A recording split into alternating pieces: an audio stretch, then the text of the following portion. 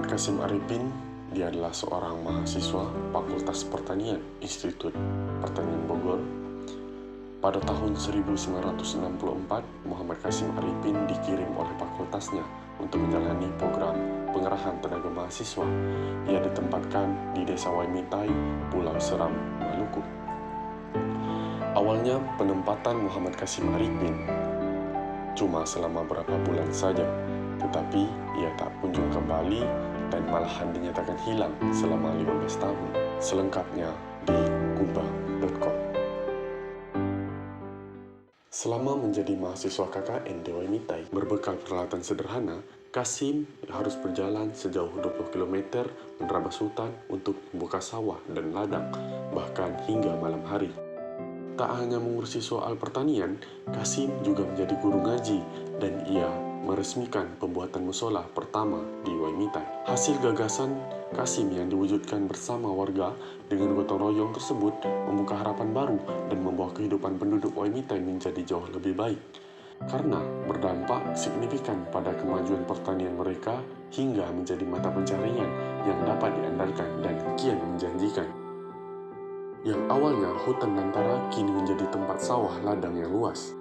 Masyarakat setempat memanggil ia sebagai Antua, yang merupakan sebutan orang yang dihormati di Maluku. Kasim yang seakan tak mengebu dengan wisuda atau gelar akademik itu telah berapa kali untuk diminta pulang, baik oleh orang tuanya, di Langsa hingga pihak kampus, semuanya tak ia hiraukan. Termasuk ketika Rektor IPB masa itu, Profesor Andi Hakim Nasution, yang memintanya. Barulah Kasim tergerak saat utusan khusus Rektor IPB yang merupakan sahabat sendiri, Saleh Widodo, datang menemuinya langsung ke Pulau Seram dan memintanya untuk pulang. Dengan berhati, ia kembali ke Bogor untuk diwisuda dan menerima gelar insinyur hanya dengan sandal jepit dan baju lusuh. Pada 22 Desember pada tahun 1979, Kasim wisuda dengan menerima gelar istimewa Insinyur Pertanian. Skripsi Kasim adalah potret kisahnya selama belasan tahun di Waimintai yang inisiatif dicatatkan dan diajukan oleh teman-temannya. Usai mendapat gelar insinyur, Kasim masih tetap dengan kesederhanaan dan kebersajaannya. Meski berbagai tawaran pekerjaan pun disampaikan kepadanya, namun ia justru lebih memilih kembali lagi ke Desa Waimintai. Ia bahkan menolak studi banding pertanian ke Amerika Serikat. Ia mengatakan, "Untuk apa saya harus ke Amerika yang punya tradisi pertanian berbeda dengan di sini, dengan di Indonesia?" Beberapa tahun berlalu, ia akhirnya menerima tawaran sebagai dosen dari Universitas Siah Kuala Aceh.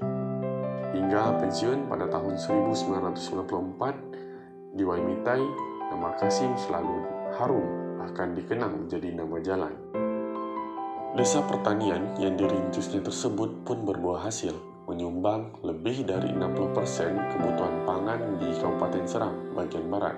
Atas jasa desanya tersebut, Kasim mendapatkan penghargaan Kalpataru dari pemerintah pada tahun 1982. Namun, Kasim justru meninggalkan penghargaan itu di bawah kursinya, hingga akhirnya seseorang mengantarkan penghargaan Kalpataru itu ke rumahnya.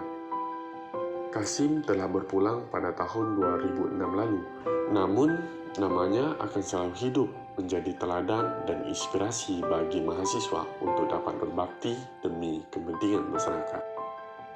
Sampai jumpa minggu depan di Gumbang Channel.